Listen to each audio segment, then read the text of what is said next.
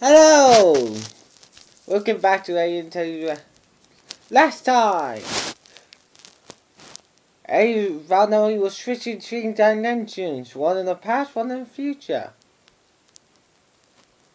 What is going on? Will Alien fix it, or will we have to find out in this episode? Hello and welcome back to Alien Tell You Reacts to My Little Dashie chapter. Another side story, chapter 3 this time. Hey, you're back in the mood for this. Yes, because I'm definitely not going to fall asleep this time. Definitely not going to fall asleep. What makes you say that? I just drank a cup of tea. If that's not going to make me fall asleep, I don't know what won't. Yeah, the card. Mouse! Are we still doing that joke? Yes!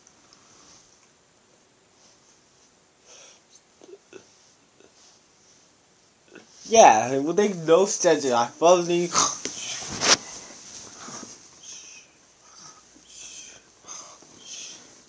Huh? Oh, great. Yeah. Hey, you woke up again. I think because that cup of tea you drunk. I'm asleep again. Facepalm. When does react?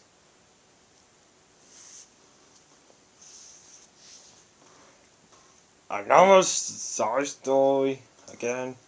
The morning sun broke over the horizon like a glorious yellow and orange wave. Yeah. Brian groaned and rolled onto his back. Good. Every muscle ached, and any movement made them cry out in agony. He tried to gather himself and sit up. His back was having none of it.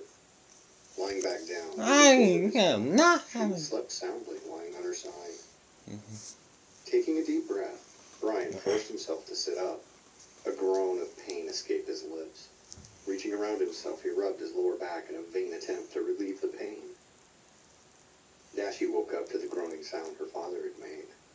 She looked round and took sight of her father rubbing his back. Oh my Oh, you back. did it yesterday, didn't you? Oh my God, Dash. I hurt all over. I'm afraid to stand up. She nodded knowingly and stood up on all four and stretched out her legs and wings. You didn't stretch at all, did you?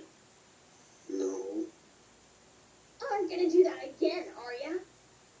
Chuckling quietly, Yeah, he said that he'd never forget to do that again. Dashie flapped her wings rapidly and began her morning workout routine. She bolted up and high over the water, banking around in a tight circle. She began to do laps around the lake. Well, not too late. Brian continued to groan and complain to himself as he stood up, halting only once as his legs slowly came back to life. Pointing himself towards the woods, he uttered and weaved his way to the What? edge of the Even forest. a different user, I still have to stretch. Shortly after, he came back inside of Dashie and said, Different users? Don't have. Oh, fantastic, Dash. I'm starving. Brian grunted as he sat slowly into the sand. You sure took a while in there. I was afraid I was gonna have to call search and rescue. Ha, ha. Search and rescue, call 911! Wait. Sure, Dad. I'll see what I I don't can know. do. No, in Dash this looked across at him, and then with a grin she asked, Leaves? Leaves. through a mouthful of food, Dash mentioned that she would be back at lunch with more food. Gulping the last of her meal, she hugged her pops warmly and headed off to work. Brian ate slowly and restarted the fire. Staring into the fire, bleary-eyed, he thought. I wouldn't give for a cup of coffee. Finally, he finished eating, stood up, and gathered his tools. Today, he would need to gather rocks, and if he was quick about it, he even wanted to cut down some trees, and that meant going into the forest. Yeah, He glanced free towards the forest. upper Da da da! Dashie's words of warning about the forest echoed in his head. Del He began to weave together weird scenarios about what could be living in the forest. Imaginations danced and played in his brain. The many ways he could be killed, maimed, or mutilated played out their macabre visions in his mind's eye. Such ideas. Brian did the best thing he could. Okay, I think you should solo speed because this is scaring me. His axe. Work was slow to begin with. His body ached and complained in a symphony of pain and cramps. Rocks were bountiful in and around the lake, though. He gathered them at a slow but constant pace, and as morning wore on, the speed of his endeavors increased. Gradually, Yay!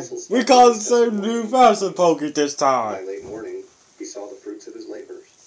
A large pile of stones to use as a foundation. Yeah. All he needed now was some mortar or cement to bind it together. Pondering this, he recalled that mud could be used in place of proper mortar. Hi. No! Sitting at the lake, he smiled and set about digging a hole to mix the sand and mud. Oh, This would work. The stones were large enough that their weight should hold them together. The mud would simply act as filler. Heck yeah. I think this idea would work just fine. He filled muddy clay from the lake. He mixed it with sand and did his best to get a good thick. Satisfied that the mixture would work, he started to build his foundation. Pulling rocks from the pile, he would check the shape and decide where to put it.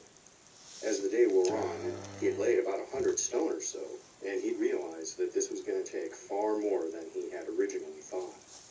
Yeah. He sighed and resigned himself Daisy. to the idea that he might not make a sojourn into the forest that day. A noise from the forest caused him to pause. It didn't sound like birds or the rustling of leaves in the wind. It had a distinct quality to it, like a footfall. Perhaps something had taken notice of the activity and wanted to find out if he was good to eat. Setting down the rock in his hands, he grabbed his axe and listened closely. An instinct seemed to take over. He wasn't thinking as much as reacting to the perceived threat. He held his axe close to his chest and stared intently at the surrounding forest. I got an It was axe. a fun place to hide out in. Actually, I got a hammer, Shape but of a still. forbidden Hammer! place that, in all honesty, could cause him harm or death. These weren't natural woods, after all. Yeah. When no more unusual sounds presented themselves, he relaxed more and more. Finally, he settled. Ow! He laid his axe on the ground nearby. Why did you hurt me? Examination of the stones, sorting them by Oh, I had to size and put them shape. down. He had to remind himself that while he was relatively safe here, he needed to be careful. This was not a place to let your guard down, axe or no. Yeah, not going in there today. Oh. In the forest, just beyond his sight, a figure with teal eyes seemed to relax as Brian decided to stay away from the woods that day. Dash felt better today as she plowed north to assist a newer weather team. They had been recently commissioned by the Weather Service, and although well-trained, they did lack a certain level of experience. She had volunteered to show them some of the more advanced techniques that she had honed over the years. The volunteer Don't was you also dare given a to bonus point watch for while you're a at this. 3-day weekend. Yeah. Meeting I with guess the that team was a cool chance for her to really me, I dig guess. into her work and shove a lot of the weirdness of the past Yeah. few days to the back of her mind. That's cause you ate it! Working with the new weather team did tax her patience, but overall, they were good at what they were doing, and they learned quickly. The team lead was a capable, headstrong mare. Dash liked her almost immediately. She had chosen an older stallion as her number 2. What he lacked in experience, he more than made up for in raw power. She had decided to show them more efficient ways of moving large cloud banks. When they had wrangled together a number of smaller cloud clusters into a large mass, and were waiting for her to direct them, she seemed to zone out and stop talking. Miss Dash, are you alright? No. Dash hovered there, seemingly unaware that she was being asked a question. The Yes, team I'm okay. leaned over to Dash and asked again. When no response was forthcoming, Yes, I was she okay! looked at the others on the team. They came over to her and began asking Dash if she was hurt or needed help. No!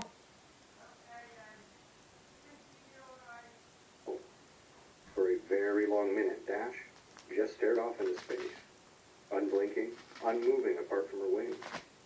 When it became obvious that she was unresponsive, the team lead took it upon herself to handle this situation. After all, this was something she had trained for. We need to get her out of here. She ordered her second-in-command to escort Rainbow Dash to the local WMMO office and seek medical attention. Training would have to wait for another day. Dash yelled, startling the others. Now get into position. No! The weather team stared at them both in the sky, glancing around.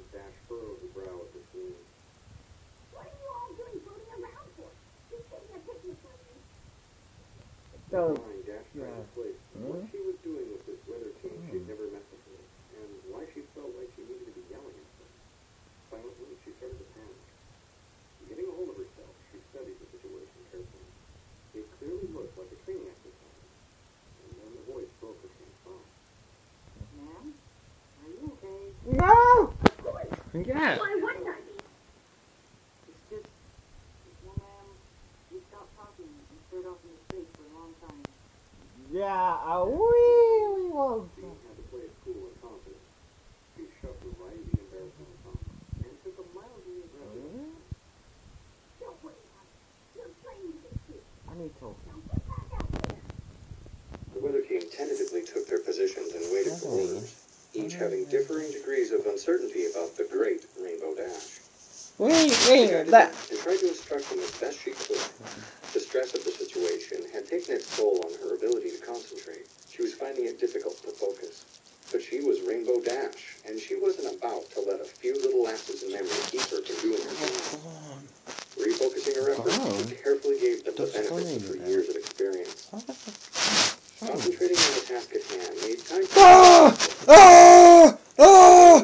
Gun! Gun! Gun! Wait, he has a gun? Ah! attention and followed her instructions to the letter. Guys! She was feeling better about them now. You have a These gun? guys were going to be pretty darn good, actually. After all, they had her to show them the ropes. Dash smiled to herself in pride. The weather team thanked her for her time and When do invited you her have a to dinner gun, eh? as a way of showing their Ah, he does have a gun! Gun, gun, Dash gun, pondered gun. this for a few moments, Yeah, Okay, dinner sounds really good right now. and then it struck her like a ton of bricks. Her mind twisted and flipped like it had. Here we go again! Grabbing at her head, she gasped and lost control of her wings. She thought. Surprised at the turn of events, the team lead and her number 2 dived after the out-of-control Rainbow Dash. Flying alongside the tumbling pony, they carefully grabbed her and slowed her descent, bringing her into a hover. She was mostly limp, but struggled feebly. It's okay, Miss Dash. We have you. We are taking you to hospital. The other members of the weather team arrived and surrounded Rainbow Dash. Quiet mumblings became louder and louder. Dash woke up and looked around. Blinking a few times, she saw what was going on and struggled free of the other ponies. Popping open her wings, she took control of her flight. Ma'am, what's the matter? Nothing is the matter. The Nothing. team lead Oh. stared Dash in the face. Worry was written across her visage. Then, it was gone. Thinking quickly, she followed up her statement with a clever cover story. That was a part of your training.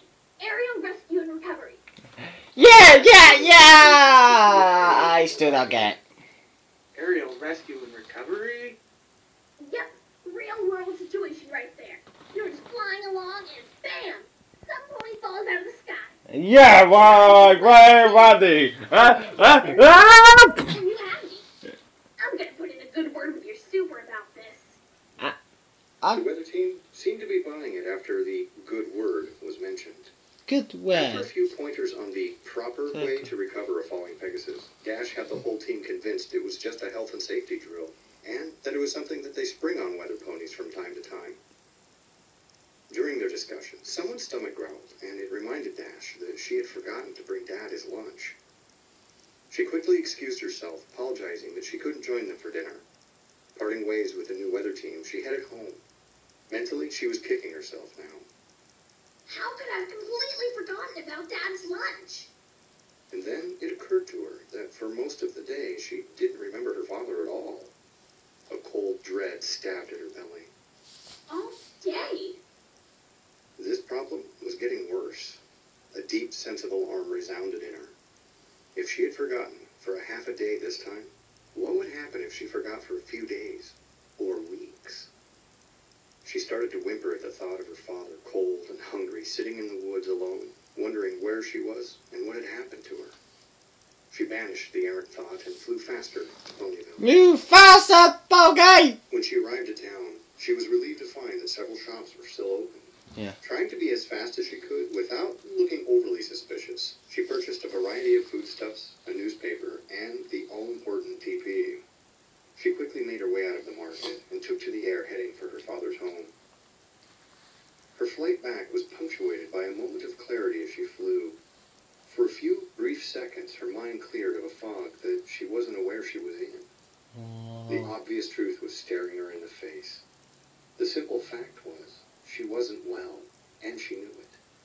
Something had happened to her when Twilight had tried to give Dash her original memories, and she didn't know what she could do about it.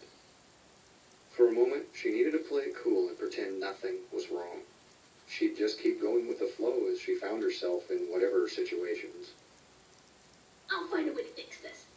Have a freaking element of harmony for crying out loud.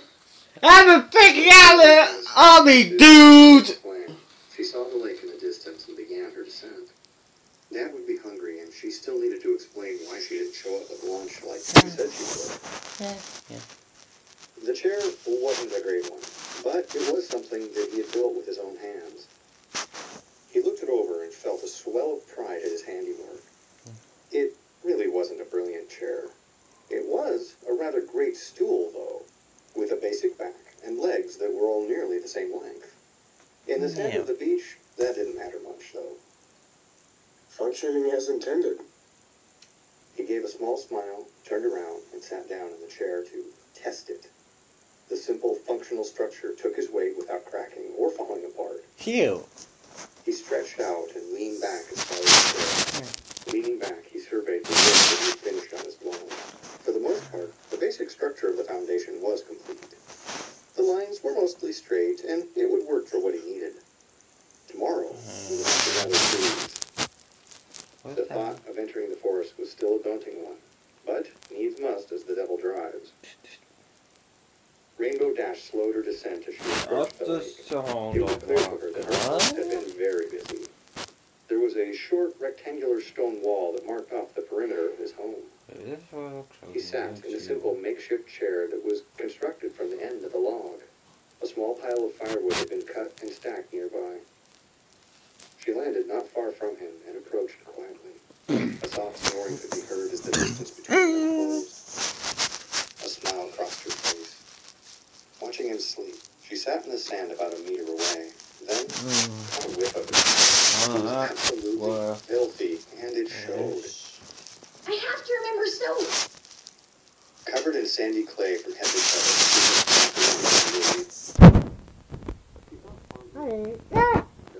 Stop scaring me. Okie Okie dokie. She wondered what he was like before he found her. Was he happy? Did he have lots of friends? so useless now. What were Grandma and Grandpa like? Did he love them like he loved her? He hardly ever spoke of his past. Are you? He was hardworking. Why and did you most throw the importantly, gun away? He was loyal. He'd never Because let of her down the if he gun, could help it. I will never kill myself. Pondering her situation, she entertained the idea of telling him everything that had happened to her. Which are Looking at not him, she truthfully realized around she trusted him more than she'd conscious. ever previously realized. If I She knew kill in her myself heart in he would do anything he could to for help no her, even real. face the princess. As He'd installed put his own life dream at risk to help her. She wanted to I know, know but the you, concerns surrounding his even being here stopped her. She wouldn't risk it. She wouldn't risk him. She would have to handle this in her own way. I guess I'm nearly as stubborn as you are, old man. Yeah. Having resolved this in her heart, she drew a deep breath, stood up, and poked him playfully in the shoulder. Hey there, Sleeping Beauty. Dinner time. Gasping a little in shock, he blinked and let his vision focus on the single most important thing in his life. There she stood, smiling brightly at him, the pony that had brought him back from the brink. Yeah. In preserving her life, he had saved his own. Brian yawned deeply and stretched. Oh, hey, sorry about that. I didn't mean to fall asleep. It's cool, Pops. Sorry I didn't stop in for lunch. I got an opportunity to teach some newbies how cloud busting was really done. Brian stood up and yawned again. It's okay. I figure you just got caught up in something. So, what's for dinner? Reaching down, Brian playfully tussled her mane, intentionally getting dried mud all over it. She yelped and complained for a second before shaking the mud off. Laughing at him, she bumped into his legs, causing him to stumble. They Ow! back and forth at each other, each delighting in the company of the other, as father and daughter. The two sat and chatted over dinner, mostly about the building project and where it was going and how long it should take. The sun began to set, and the two of them continued to talk about the various activities of the day, how Dash had trained the new weather team, and how much she had felt she had to teach. Brian explained how clay could be used as a filler in the foundation. Their conversation wore on into the night. When at last they did retire for the evening, the sweet, warm air helped lull them into a peaceful and well-earned sleep.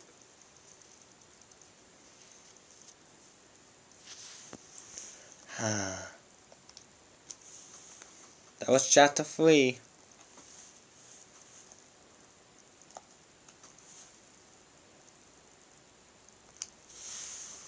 So that was a good one. Next time on A-Teddy Reacts, we're doing chapter 4. So see you guys then!